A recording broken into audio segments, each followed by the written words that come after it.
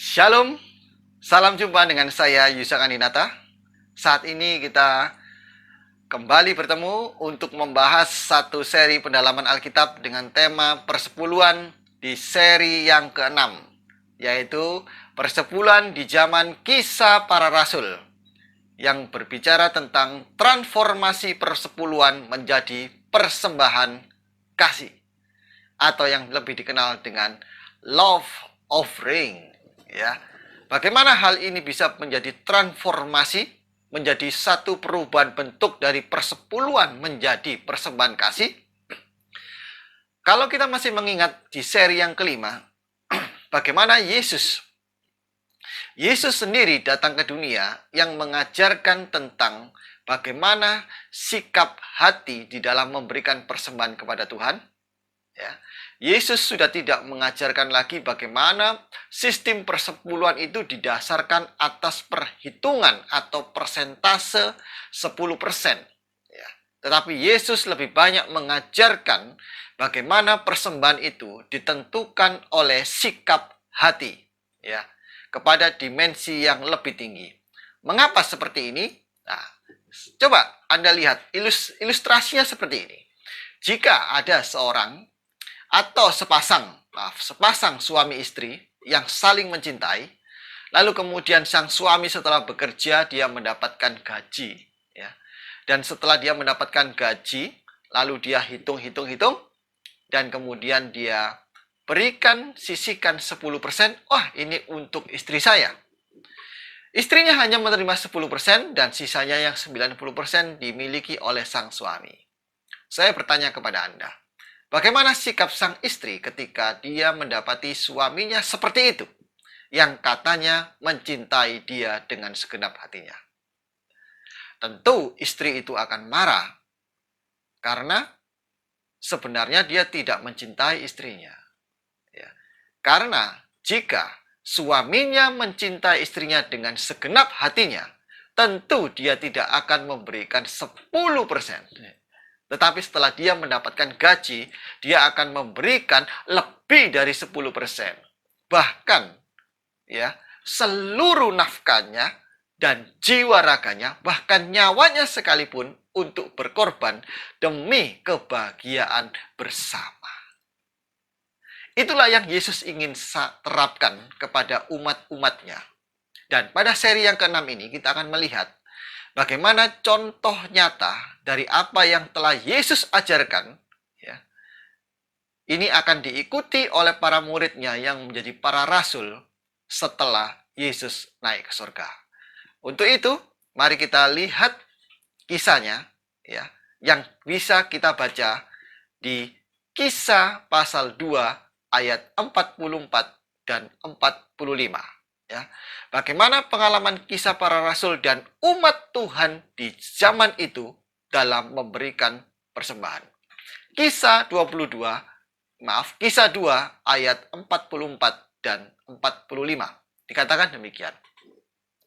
Dan semua orang yang telah menjadi percaya tetap bersatu. Ingat, semua orang yang telah menjadi percaya.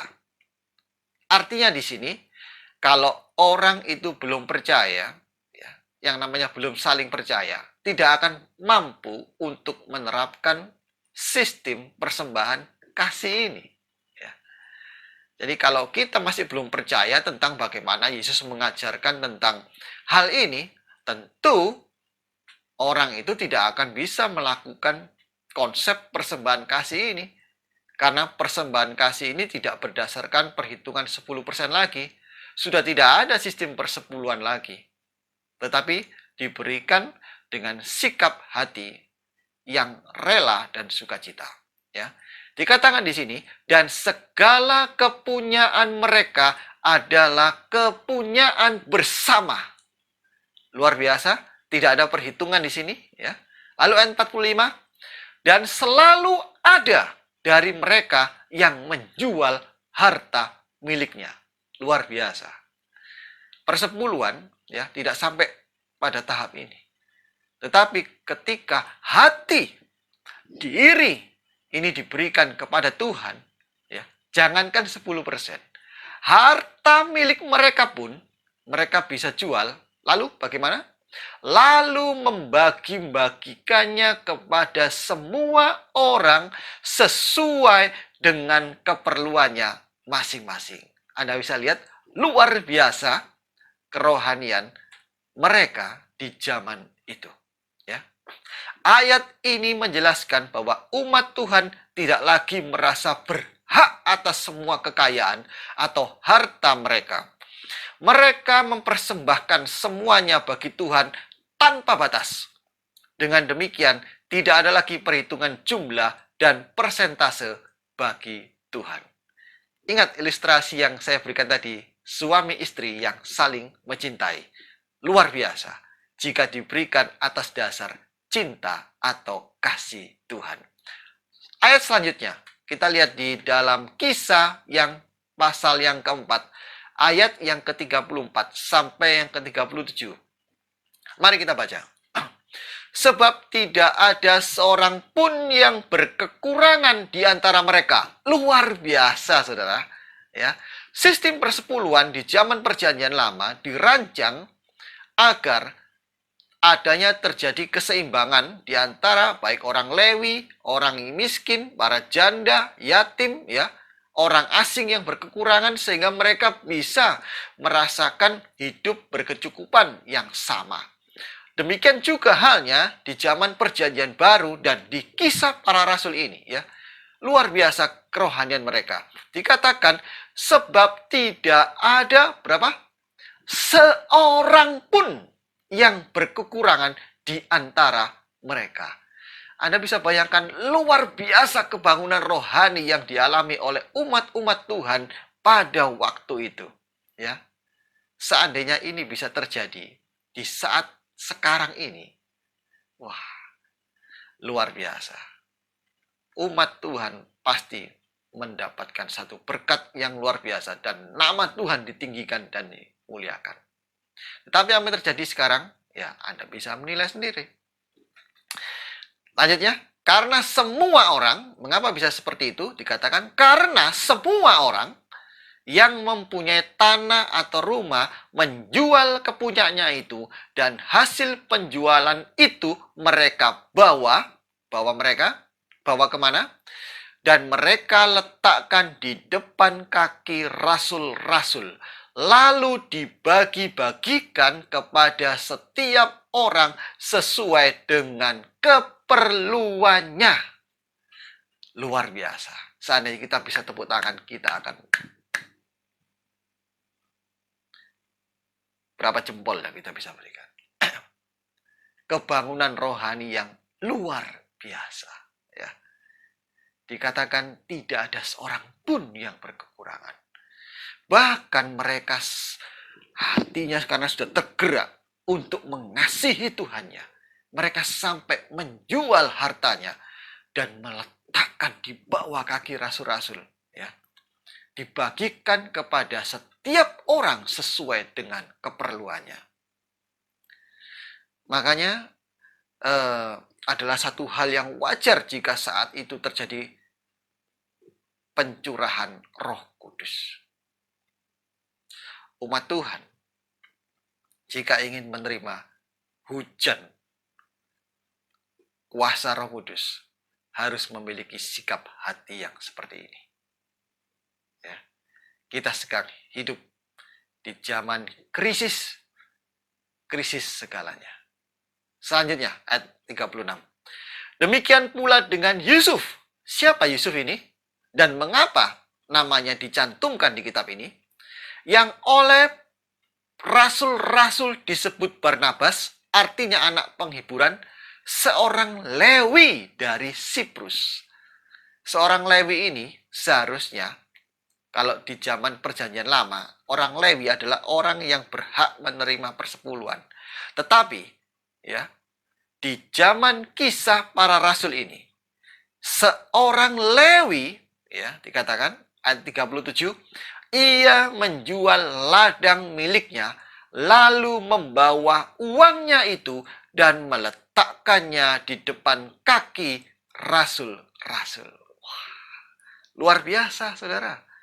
Ini seorang Lewi yang sebenarnya dia berhak menerima persepuluhan kalau di zaman Perjanjian Lama. Tetapi di Kisah Para Rasul ini justru sebaliknya. Yang tadinya berhak menerima persepuluhan, tetapi sekarang memberikan dengan tanpa perhitungan. Tetapi dengan segenap hatinya, dia malah menjual hartanya, ya, menjual ladangnya, miliknya, lalu membawa uangnya itu dan meletakkannya di depan kaki para rasul. Luar biasa terjadi kebangunan rohani di zaman para rasul itu. Ya, sungguh luar biasa kebangunan rohani umat Tuhan di zaman Kisah Rasul ini. Persepuluhan sudah bertransformasi menjadi persembahan kasih. Sudah tidak ada lagi istilah persepuluhan di sini. Yang ada adalah persembahan kasih. Persembahan yang berdasarkan kasih Yesus yang ada di dalam hati nurani mereka. Inilah dimensi yang lebih tinggi, ya, di mana mereka bisa memberi dengan segenap hati mereka. Ya. Sampai di sini sudah tidak ada lagi istilah persepuluhan. Karena persepuluhan berbicara tentang persentase dan hitung-hitungan. Ya. Tetapi sikap hati, persembahan kasih, tidak ada dasar perhitungan. Ya. Karena dasar pemberian mereka sudah tidak berdasarkan pada hukum atau peraturan lagi, tetapi kepada dimensi yang lebih tinggi, yaitu berdasarkan kasih Tuhan yang ada dalam nurani mereka. Hukumnya adalah hukum kasih, bukan hukum perhitung-hitungan lagi. Itu maksudnya.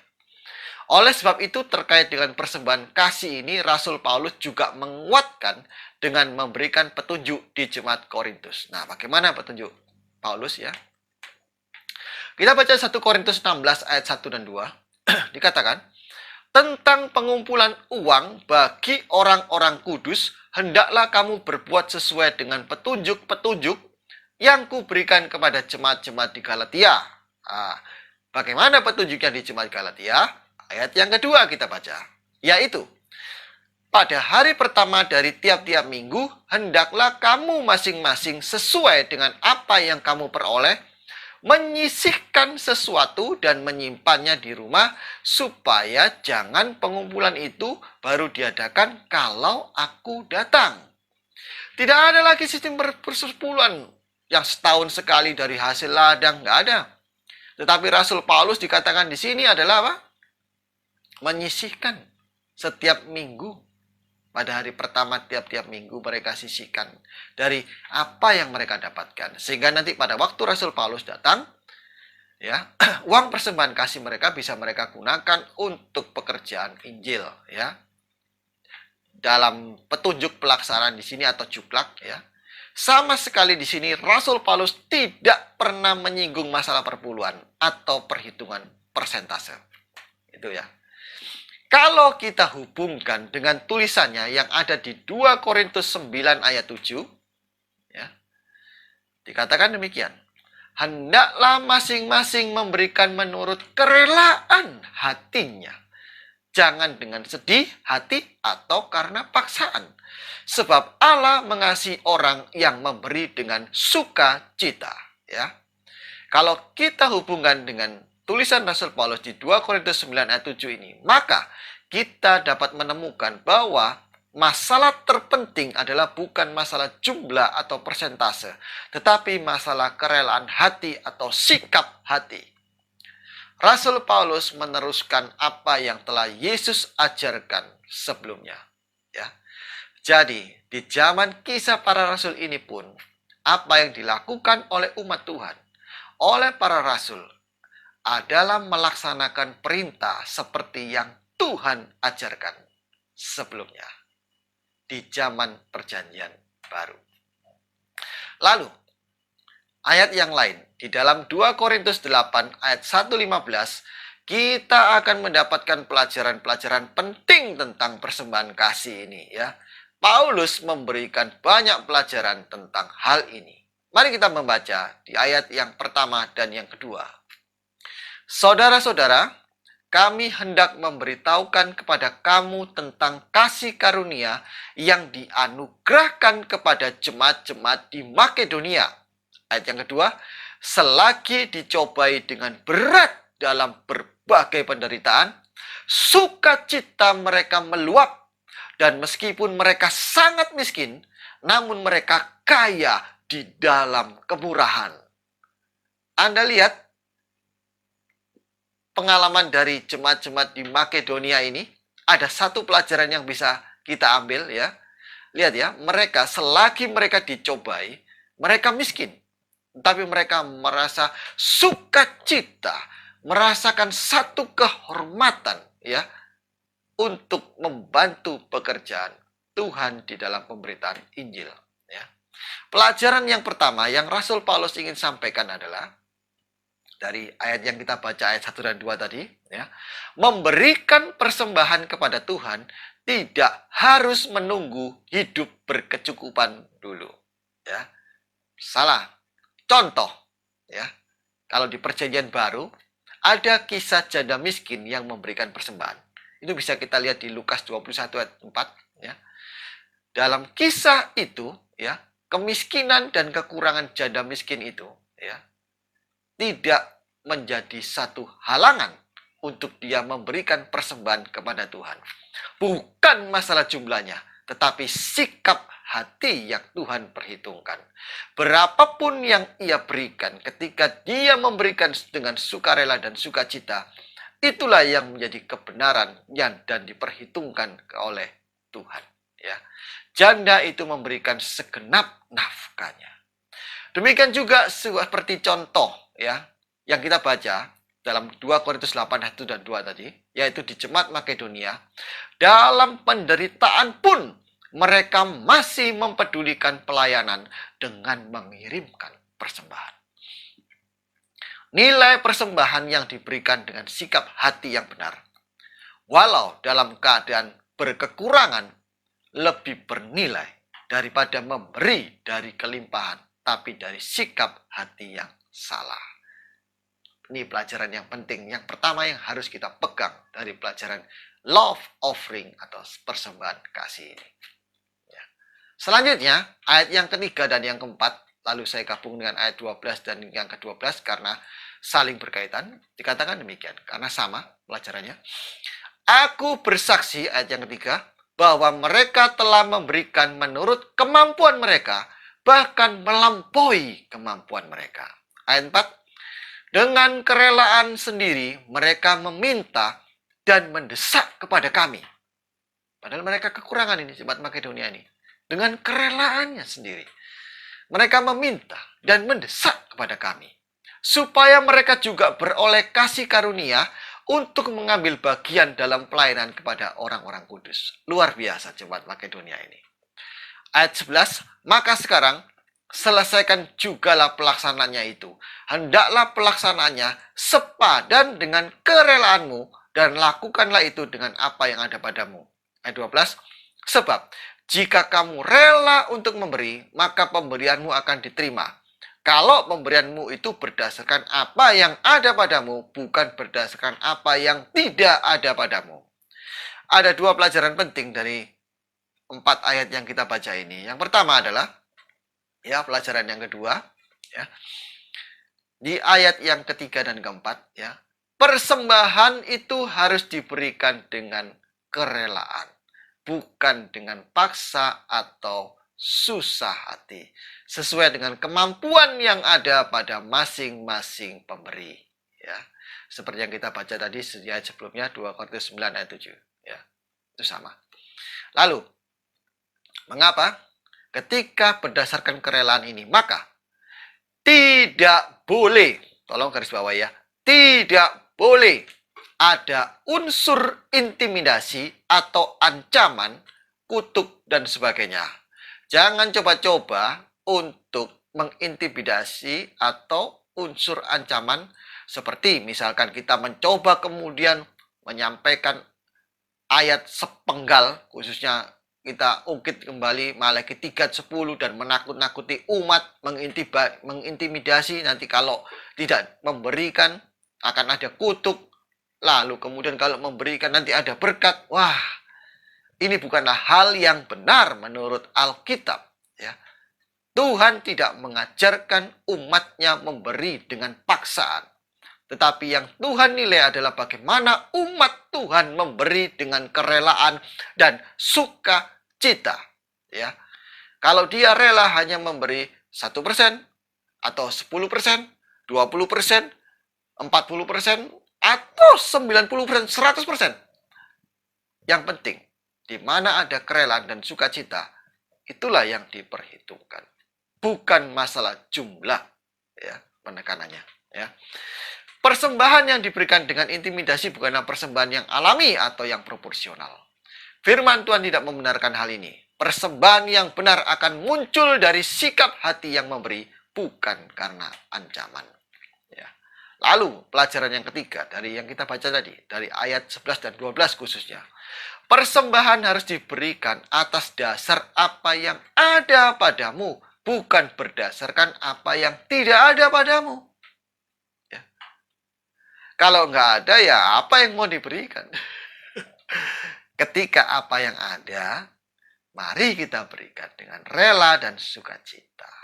Sesuai dengan kerelaan kita. Ya. Itu yang kita baca. Ayat 8 dan pasal 8 ayat 11 dan 12 lagi. Selanjutnya. 2 Korintus 8 ayat 5. Ayat selanjutnya ya. Dikatakan gini. Mereka memberikan lebih banyak dari apa yang kami harapkan. Luar biasa ini ya. Kalau dari sikap hati yang benar. Mereka memberikan diri mereka pertama-tama kepada Allah, kemudian oleh karena kehendak Allah juga kepada kami. Luar biasa. Ya. Apa pelajaran yang kita dapatkan di pelajaran yang keempat ini dalam 2 Korintus 8 ayat 5? Persembahan bagi Tuhan dimulai dari memberikan diri. Artinya, segenap hidup kita persembahkan untuk Tuhan. Baru kita bisa menjadi berkat bagi yang lain. Seperti yang ayat 5 katakan tadi. Ya. Tanpa hal itu maka pemberian kita bisa memiliki motif yang salah. Bukan untuk kemuliaan nama Tuhan, tapi bisa jadi motif untuk kepentingan diri sendiri. Ya. Sama seperti yang ayat pertama tadi kita baca di dalam Kisah. Ketika umat percaya. Ya. Kalau belum percaya, yang mana bisa memberikan? Ketika kita umat percaya kepada Tuhan, beriman kepada Tuhan, maka kita boleh memberikan hidup kita kepada Tuhan. Masalah harta pada akhirnya bukan masalah hitung-hitungan. Ya.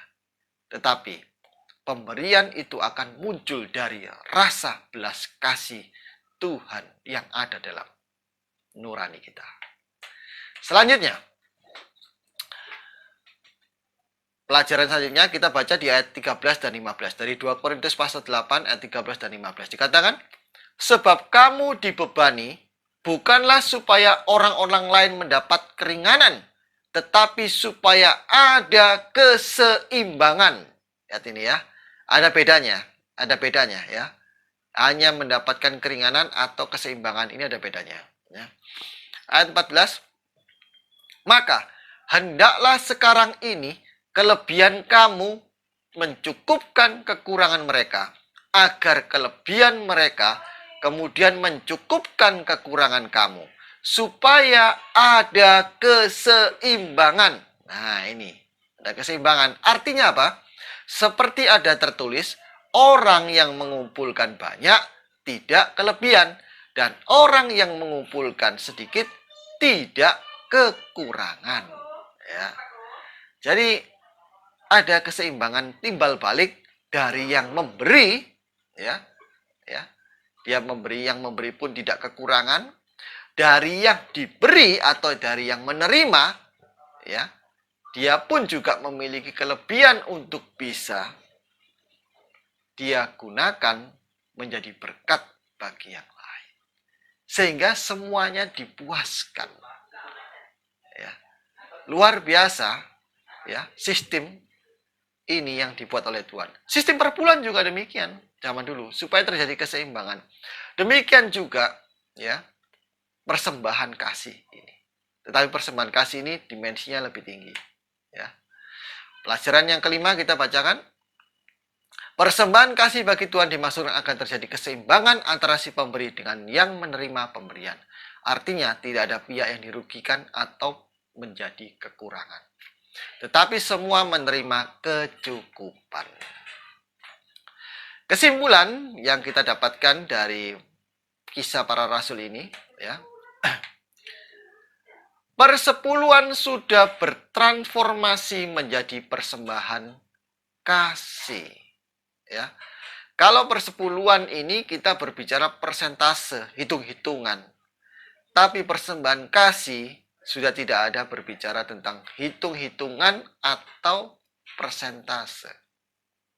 Tetapi kebenarannya adalah tentang sikap hati. Ya.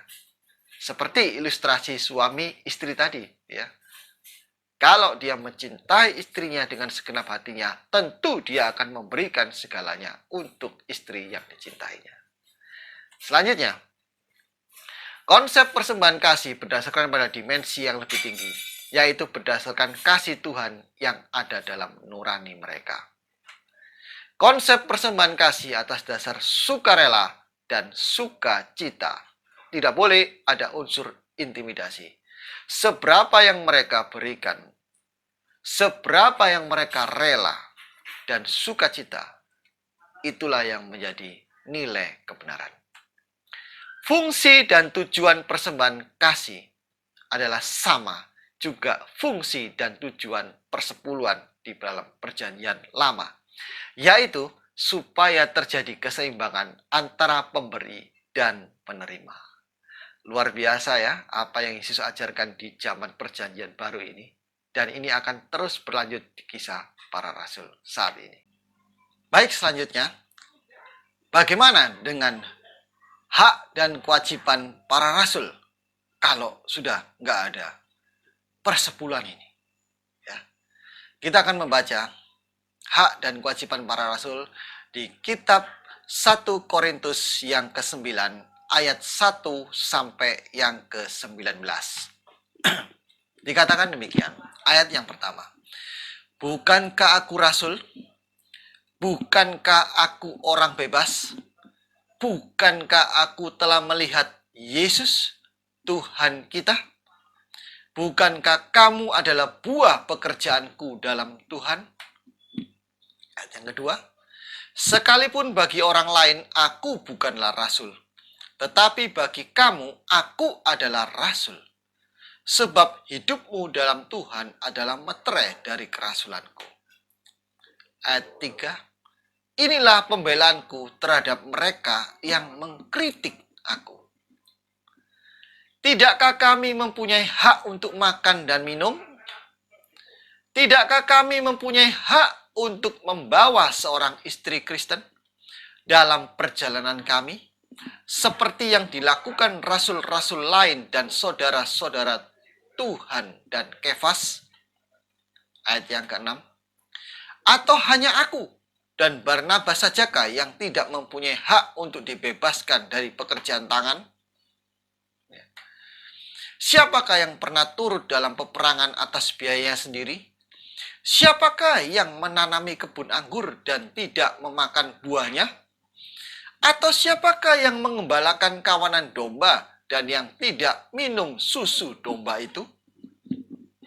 Apa yang kukatakan ini bukanlah hanya pikiran manusia saja. Bukankah hukum Taurat juga berkata-kata demikian? Sebab dalam hukum Musa ada tertulis, janganlah engkau memberangkus mulut lembu yang sedang mengirik. Lembukah yang Allah perhatikan? Ayat 10. Atau kitakah yang ia maksudkan? Ya, untuk kitalah hal ini ditulis. Yaitu pembajak harus membajak dalam pengharapan. Dan pengirik harus mengirik dalam pengharapan untuk memperoleh bagiannya. Ayat 11. Jadi, jika kami telah menaburkan benih rohani bagi kamu, berlebih-lebihankah kalau kami menuai hasil dunia daripada kamu? Ayat 12. kalau orang lain mempunyai hak untuk mengharapkan hal itu daripada kamu, bukankah kami mempunyai hak yang lebih besar? Tetapi kami tidak mempergunakan hak itu. Sebaliknya, kami menanggung segala sesuatu supaya jangan kami mengadakan rintangan bagi pemberitaan Injil Kristus. Tidak tahukah kamu bahwa mereka yang melayani dalam tempat kudus mendapat penghidupannya dari tempat kudus itu, dan bahwa mereka yang melayani mezbah mendapat bagian mereka dari mezbah itu? Demikian pula Tuhan telah menetapkan bahwa mereka yang memberitakan Injil harus hidup dari pemberitaan Injil itu. Di sini jelas ya, Rasul Paulus memberikan seperti sistem persepuluhan di Perjanjian Lama, ya, di mana orang Lewi yang tidak mendapatkan warisan, ya, tanah warisan, dia berhak mendapatkan, ya, persepuluhan dari 11 suku lainnya. Karena orang Lewi full, ya, melayani di kemah suci Tuhan. Ya. Lalu ayat yang ke-15. Tetapi aku tidak pernah mempergunakan satupun dari hak-hak itu. Ini perbedaannya, ya. Aku tidak menulis semuanya ini supaya aku pun diperlakukan juga demikian. Sebab aku lebih suka mati daripada Sungguh kemegahanku tidak dapat ditiadakan siapapun juga. Karena jika aku memberitakan Injil, aku tidak mempunyai alasan untuk memegahkan diri. Sebab itu adalah keharusan bagiku. Celakalah aku jika aku tidak memberitakan Injil. Kalau andai kata aku melakukannya menurut kehendakku sendiri, memang aku berhak menerima upah. Tetapi karena aku melakukannya bukan menurut kehendakku sendiri, pemberitaan itu adalah tugas penyelenggara yang ditanggungkan kepadaku. Ayat selanjutnya, ya, ayat 18 dan 19. Kalau demikian, apakah upahku? Upahku ialah ini, bahwa aku boleh memberitakan Injil tanpa upah, dan bahwa aku tidak mempergunakan hakku sebagai pemberita Injil. Sungguh pun aku bebas terhadap semua orang. Aku menjadikan diriku hamba dari semua orang, supaya aku boleh memenangkan sebanyak mungkin orang. Lalu Rasul Paulus menceritakan di ayat selanjutnya bagaimana cara ia memenangkan jiwa. Ya. Di ayat 1 sampai 19 ini, ya, hak dan kewajiban Rasul, ya, mereka berhak mendapatkan hasil, ya, dari usaha pemberitaan Injil mereka, ya. Mereka berhak mendapatkan manfaat dari pelayanan mereka. Tetapi Rasul Paulus tidak pernah memanfaatkan hasil dari pelayanan, dari persembahan yang diberikan oleh umat-umat Tuhan. Ya. Paulus tetap, ya, menggunakan hasilnya sendiri di dalam melakukan pelayanan bagi Tuhan. Yaitu dengan cara bagaimana? Dia sebagai pembuat tenda. Dia tetap bekerja sebagai pembuat tenda. Ya. Paulus tidak pernah memanfaatkan, ya, persembahan-persembahan yang dikumpulkan untuk mendapatkan upah dari pemberitaan Injilnya. Luar biasa hamba Tuhan ini. Luar biasa Rasul Paulus ini yang tidak pernah memanfaatkan, ya, hal ini. Mengapa? Dalam pikiran Paulus ini, agar dia bisa memenangkan sebanyak mungkin jiwa. Dia menjadikan dirinya hamba agar dia bisa memenangkan sebanyak mungkin jiwa. Pertanyaan, bagaimana dengan keadaan hamba-hamba Tuhan di zaman sekarang ini? Apakah lebih banyak yang seperti Paulus tidak memanfaatkan persembahan ini untuk dirinya, atau lebih banyak yang saat ini hamba Tuhan yang memanfaatkan persembahan ini untuk kepentingan hidupnya sendiri? Anda jawab sendiri. Ya. Di dalam pemikiran, fokus dari Rasul Paulus adalah jiwa-jiwa, bukan hasil atau materi, ya, bukan upah yang Rasul Paulus pikirkan, ya, tetapi bagaimana dia bisa memenangkan jiwa-jiwa sebanyak mungkin. Ya. Seandainya semua hamba Tuhan di saat sekarang ini lebih mementingkan kepentingan jiwa daripada kepentingan perut, tentu nama Tuhan dimuliakan dan berkat luar biasa terjadi sekarang ini. Itulah sebabnya mengapa hal ini menjadi kontroversi pelajaran tentang persepuluhan ini. Karena adanya penyalahgunaan dan adanya ketidaklengkapan pengetahuan tentang doktrin persepuluhan ini. Baik, kita akan mempelajari kasusnya. Ketika Rasul Paulus bersikap demikian, padahal dia tidak menggunakan haknya, ya, apakah ini berjalan lancar? Ini di zaman dulu ya. Ada kasusnya, kita lihat kasusnya. Di dalam 2 Korintus 12 ayat 13 sampai 19. Kita akan melihat dari beberapa terjemahan supaya kita mendapatkan penafsiran yang benar. Kita baca dulu dalam 2 Korintus 12 ayat 13 sampai 19.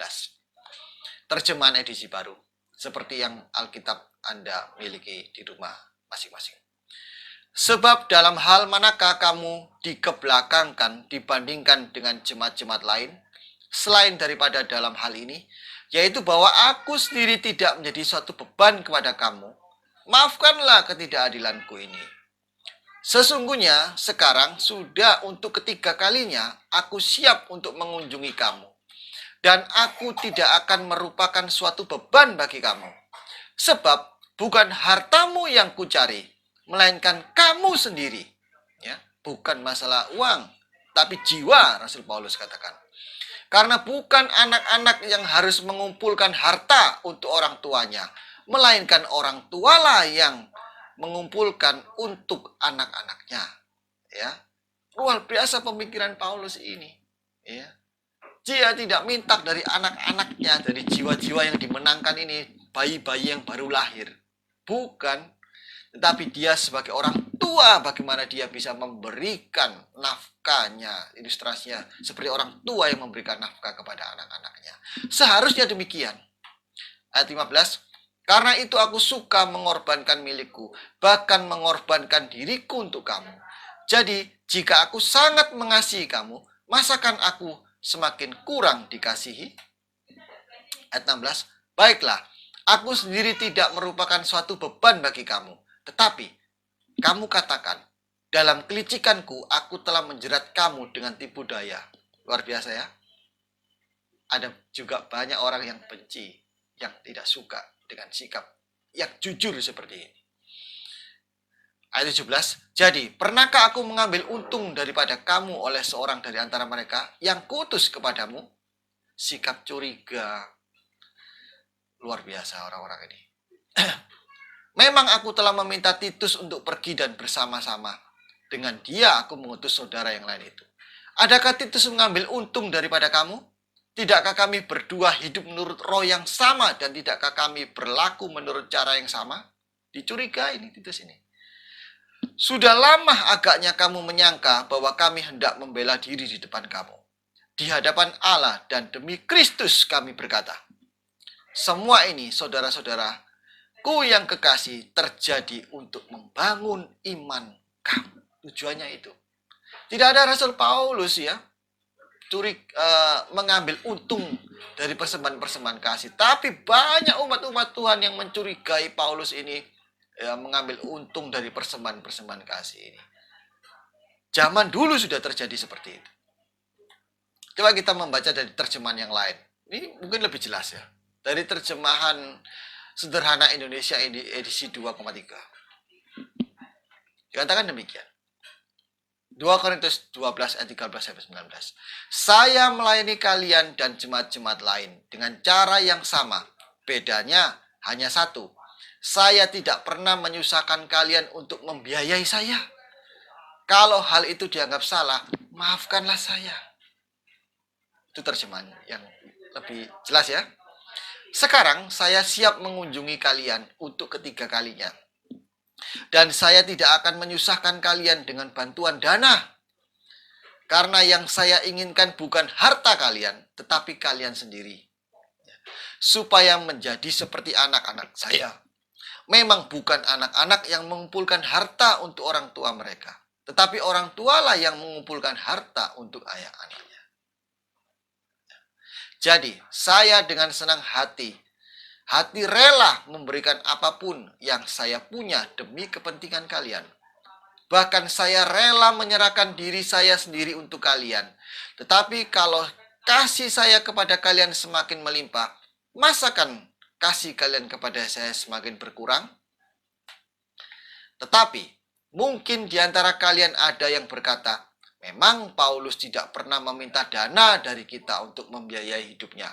Tetapi dia licik dan sudah menipu kita untuk mendapatkan keuntungan. Hal itu tidak mungkin. Tentu kalian sendiri tahu bahwa saya tidak pernah menggunakan cara yang licik untuk mendapatkan keuntungan daripada kalian melalui orang yang saya utus kepada kalian. Contohnya, saya sudah meminta Titus untuk mengunjungi kalian. Dan bersama dia saya mengutus saudara seiman kita. Titus tidak memungut dana dari kalian. Bukan. Kalian memang tahu bahwa Titus dan saya bekerja dengan tujuan dan cara yang sama.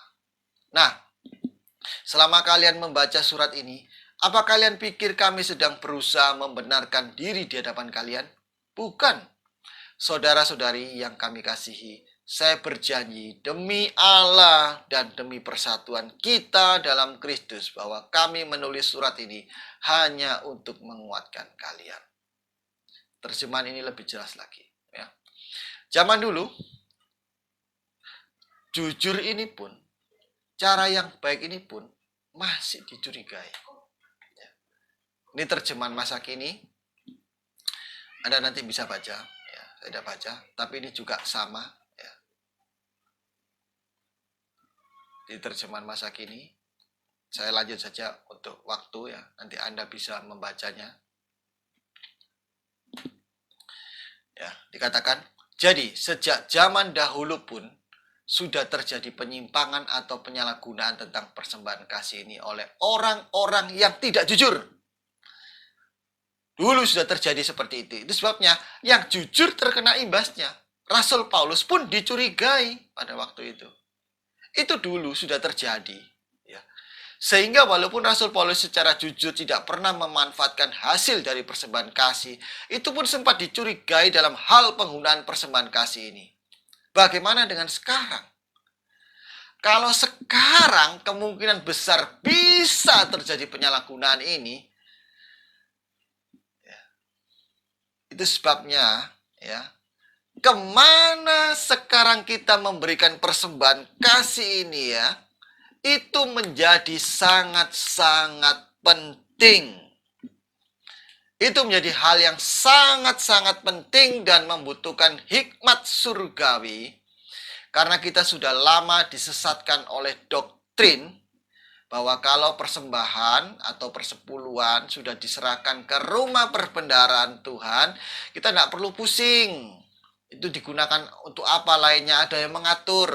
Dan itu nanti tanggung jawab mereka. Nanti biarlah Tuhan nanti yang menghukum mereka jika salah. Inilah model penyesatan yang paling jahat yang terjadi saat ini. Dan menggunakan nama Tuhan.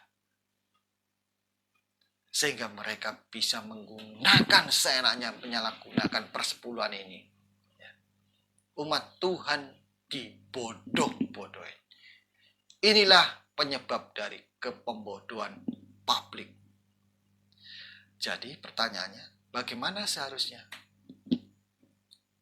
Seperti yang saya sampaikan di seri keempat, berbicara tentang rumah perbendaharaan. Di zaman perjanjian lama, rumah perbendaharaan itu adalah di bait suci. Berbicara tempatnya. Tetapi di era perjanjian baru ini, rumah perbendaharaan itu berbicara masalah fungsi. Ya. Mengapa? Karena Tuhan sudah tidak berdiam lagi di bangunan-bangunan manusia. Anda bisa baca nanti ayat-ayat ini ya. Rumah perbendaharaan itu adalah kita. Mengapa? Karena Tuhan katakan tubuh kita adalah bait Allah. Roh Kudus ada bersama dengan kita. Ya. Kita adalah bait Allah, kita adalah rumah perbendaharaan. Oleh karena itu, berikanlah menurut fungsi yang benar. Bagaimana kita mengetahui fungsi yang benar? Bagaimana kita bisa memberikan? Itu yang saya katakan, berdasarkan hikmat surgawi dan tuntunan Roh Kudus. Kemana tempat-tempat yang bisa kita berikan? Ini. Dalam Matius 22-21, ini salah satu contoh. Ya. Ketika mereka bertanya kepada Tuhan. Jawab mereka, gambar dan tulisan Kaisar. Lalu kata Yesus kepada mereka, berikanlah kepada Kaisar apa yang wajib kamu berikan kepada Kaisar, dan kepada Allah apa yang wajib kamu berikan kepada Allah. Ya. Apa yang milik Kaisar, biarlah kita wajibkan memberikan kepada Kaisar. Jika kita sekarang berorganisasi atau bergereja, berikanlah kepada organisasi atau gereja apa yang aturan gereja atau organisasi sudah tetapkan. Tetapi masalahnya, jangan sampai organisasi atau gereja mengatasnamakan Tuhan dan kemudian mengintimidasi, ya, sehingga umat menjadi ketakutan dan lalu memberikan dengan hal-hal keterangan yang lain, mengatasnamakan Tuhan. Ini yang menjadi tidak benar. Tetapi apa yang ketika kita berorganisasi, biarlah kita wajib memberikan kepada satu organisasi persembahan kasih itu. Ketika kita bergereja, wajib kita memberikan kepada gereja suatu persembahan kasih.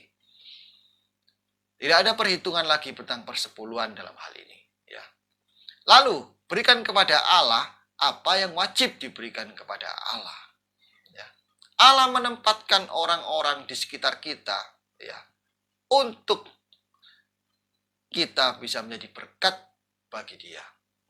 Di mana orang-orang itu? Contoh, pelayan Injil independen, pelayan Injil sukarela, di mana pelayan-pelayan Injil ini guru-guru Injil yang tidak dibayar, tetapi mereka dengan sukarela melayani sesama demi keselamatan sesama. Mereka tidak mendapatkan hasil. Disitulah mereka berhak. Rasul Paulus katakan mereka berhak untuk menerima persembahan kasih ini. Tenaga-tenaga sukarelawan lainnya seperti guru yang berada di pedalaman-pedalaman, mereka memberikan hidupnya, nafkahnya, semuanya untuk kepentingan kesejahteraan umat di sekitar lingkungan mereka yang mereka terbelakang di dalam dunia pendidikan. Ya. Dokter sukarelawan. Ada dokter-dokter sukarelawan yang tidak memberikan tarif, tapi mereka mempunyai inisiatif melayani sesama tanpa ada bayaran. Kita berhak untuk membantu mereka. Perawat, tenaga medis yang lainnya dengan sukarela memberikan hidupnya tanpa hasil materi, tapi mereka memberikan jiwa, nafkah mereka untuk kemanusiaan dan kesejahteraan bersama. Luar biasa, mereka harus kita bantu. Pengacara-pengacara yang dengan sukarela untuk membantu orang-orang yang ditindas dengan penyelewengan pada hukum. Dan para sukarelawan lainnya yang memberikan hidupnya untuk pelayanan demi keselamatan orang lain, kesejahteraan bersama, keadilan sosial, dan masih banyak lagi. Begitu luas, ya, Tuhan menempatkan orang miskin yang jujur, yang berkekurangan, tetapi karena tidak adanya keberuntungan dalam hidupnya, sehingga mereka terlunta-lunta dalam mencari nafkahnya. Janda, yatim piatu, dan sebagainya. Perlu kita membantu. Itu sebabnya Tuhan bilang di dalam Matius 25 ayat 40 dikatakan perumpamaan itu, dan raja itu akan menjawab mereka, aku berkata kepadamu, sesungguhnya segala sesuatu yang kamu lakukan untuk salah seorang dari saudara-saudaraku yang paling hina ini, kamu telah melakukannya untuk aku, untuk Tuhan. Ya. Orang berkata, gimana? Kapan kamu telanjang? Kapan kamu dalam penjara? Kamu kekurangan makan. Tuhan katakan dalam Matius 25, ketika aku lapar, kamu memberikan aku makan. Ketika aku telanjang, kamu memberikan aku pakaian. Ketika dalam penjara, kamu memberikan aku kunjungan. Luar biasa. Inilah pelayanan. Marilah kita memperluas kerajaan Tuhan di dunia ini. Ada banyak di sekitar kita, ya, yang dimana kita bisa menjadi berkat bagi mereka. Tidak hanya persembahan ini bersifat materi, tetapi persembahan dari pengorbanan waktu, tenaga, ya, pemikiran, motivasi. Itu merupakan juga satu persembahan yang bisa kita berikan kepada mereka ini. Ya. Jadi, sekali lagi dalam Matius 25 ayat 34, janji Tuhan, raja itu akan berkata kepada mereka yang di sebelah kanannya, mari, hai kamu yang diberkati oleh Bapakku, terimalah kerajaan yang telah disediakan bagimu sejak dunia dijadikan. Inilah janji Tuhan kepada kita yang menjadi berkat bagi sesama. Jadi inilah model persepuluhan yang telah bertransformasi menjadi persembahan kasih di zaman Kisah Para Rasul. Pelajaran ini belum selesai. Masih ada satu seri lagi. Tetapi kita sudah bisa simpulkan bahwa di era sekarang ini sudah tidak ada lagi sistem perhitungan persepuluhan yang seharusnya itu sudah selesai di zaman Perjanjian Lama. Tetapi yang ada sekarang ini adalah era sistem persembahan kasih, di mana Yesus mengajarkan era persembahan kasih ini merupakan sistem persembahan yang lebih luas. Hakikat dari persepuluhan ada di dimensi persembahan kasih ini, yaitu melalui sikap hati. Tidak ada perhitungan lagi. Kalau kita masih memakai sistem perhitungan 10%, ya, maka kita masih menciptakan kafling antara umat manusia dan Tuhan. Ya. Oh, 10% ini milik saya, 90% ini 10% milik Tuhan, 90% milik saya. Ada kafling-kafling. Dan nanti kalau tidak benar, ini akan berujung kepada pembentukan umat-umat yang memberontak. Karena semuanya berdasarkan perhitung-hitungan. Dan Tuhan tidak pernah mengajarkan hal ini. Yang Tuhan ajarkan bagaimana kita bisa memberikan dengan sukarela dan sukacita. Karena itulah yang memberikan kuasa dan memberkati persembahan ini menjadi hal yang memberkati dan memuliakan nama Tuhan. Di seri yang ke-7, nanti kita akan mempelajari, ya, bagaimana sampai muncul kembali, ya, tradisi lama di Perjanjian Lama persepuluhan ini dianut oleh gereja-gereja modern. Apa penyebab-penyebabnya sampai muncul kembali kemudian, ya, persistem persepuluhan ini yang sekarang juga banyak dilakukan di banyak gereja di zaman modern. Tinggal satu seri lagi supaya kita lihat sejarahnya munculnya, ya. Apakah kita sekarang ini masih menggunakan perintah Tuhan ataukah tradisi lama yang akan kita lakukan, ya. Jangan lupa ikuti terus serial ini, ya, sampai selesai agar kita mendapatkan kebenaran lengkap dan kita tahu tujuan maksud Tuhan untuk kehidupan kita. Sekali lagi, jika Anda menyukai hal ini, jangan lupa like. Yang belum subscribe, Anda bisa subscribe untuk mendapatkan notifikasi video selanjutnya. Dan jika Anda ingin memberikan dukungan yang lain dalam bentuk persembahan kasih, Anda bisa klik link yang ada di sini. Kiranya Tuhan memberkati kita semuanya dalam hal ini, dan kita juga bisa menjadi berkat bagi sesama. Sampai berjumpa di seri yang ketujuh, persepuluhan atau sistem persembahan yang muncul di era gereja-gereja modern. Tuhan